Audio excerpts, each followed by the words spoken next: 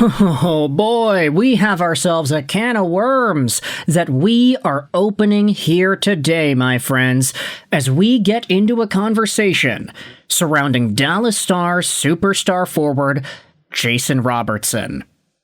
He's a guy who happened to have been one of the best American players in the NHL in the year of 2025.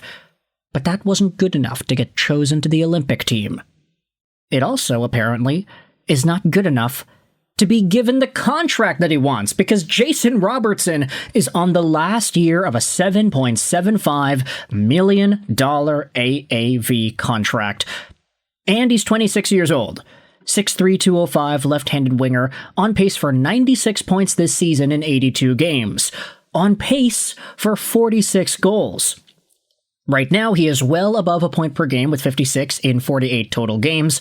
It's not the 109-point season that he had back in 23, but Jason Robertson has quietly redeemed himself after the measly 6 points in 11 games that he had last year in the playoffs.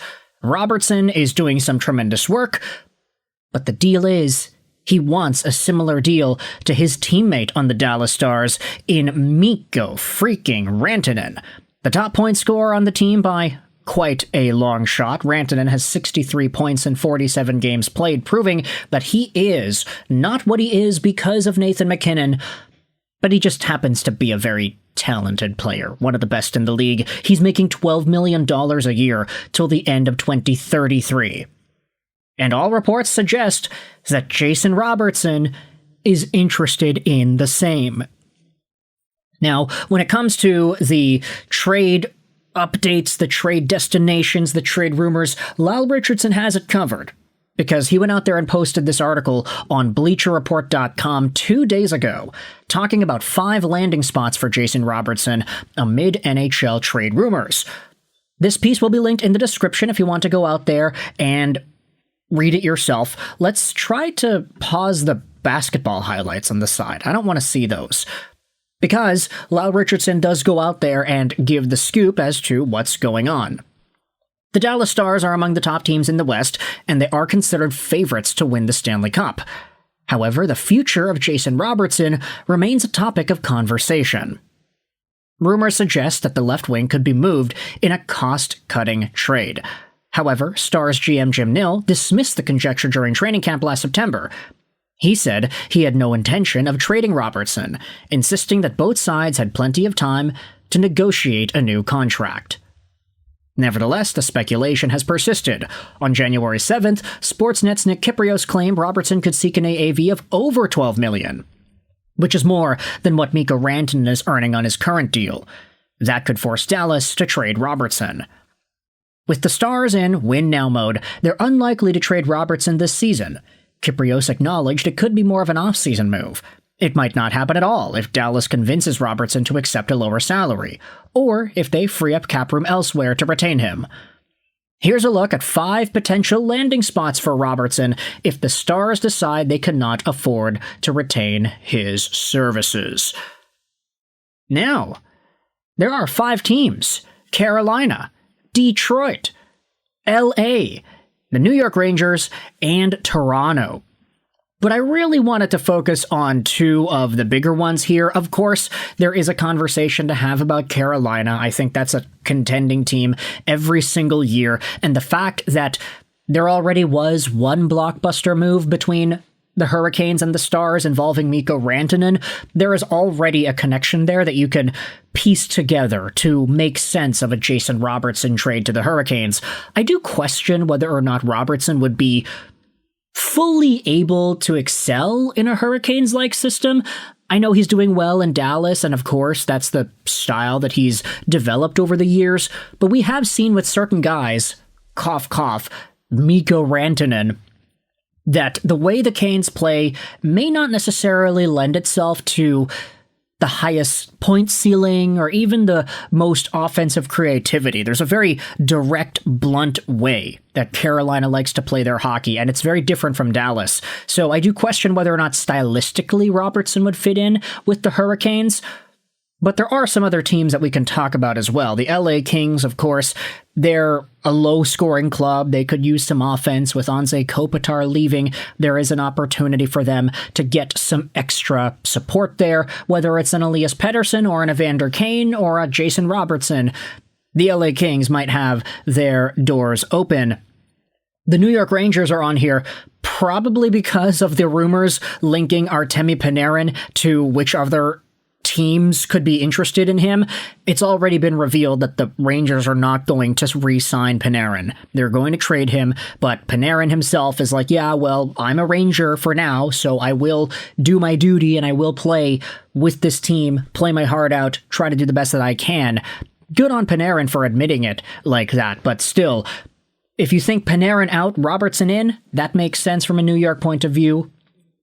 And then you talk about the Toronto Maple Leafs, whom we will talk about later in this video, but instead, I wanted to talk about the Detroit Red Wings. Yes, of course, that's why I clicked on this video. It's been 9 seasons since the Red Wings last made the playoffs. They're currently jockeying for first place in the Eastern Conference, but GM Stevie Y could attempt to add another scoring forward to improve his club's chances of ending its long postseason drought.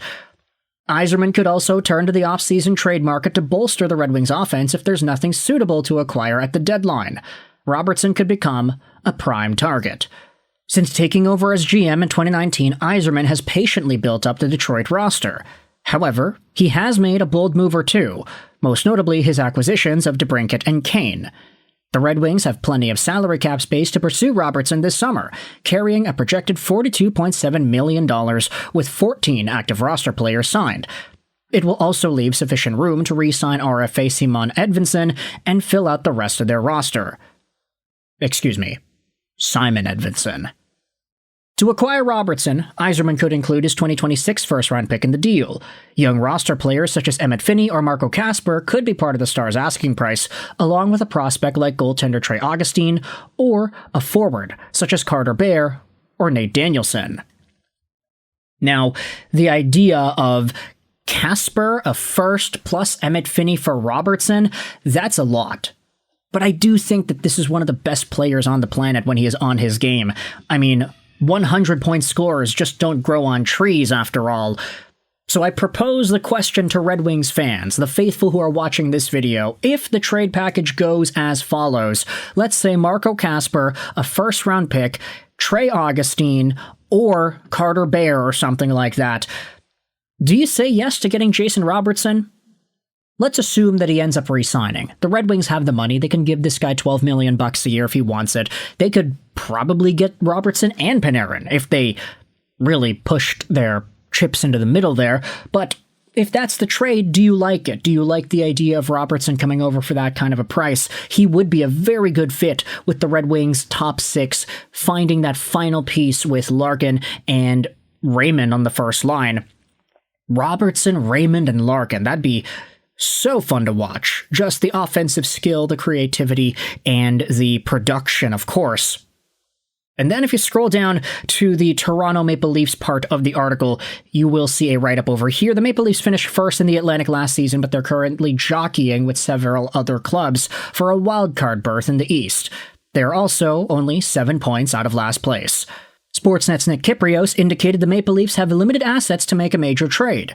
He noted they used promising forward Easton Cowan as a trade chip last season in a failed attempt to land Brayden Schenn. Kyprios doesn't expect the Maple Leafs to move Cowan, but he didn't rule out the possibility of doing so for the right return. He suggested Robertson could be an option, pointing out that they have the cap room in 26-27 to pay him the big raise he wants. Robertson's younger brother, Nick, has been a full-time winger with the Maple Leafs for the past 3 years. He'll also be an RFA with arbitration rights. The possibility of playing alongside of Nick could be a strong enticement for Jason, as could the opportunity to play alongside Austin Matthews.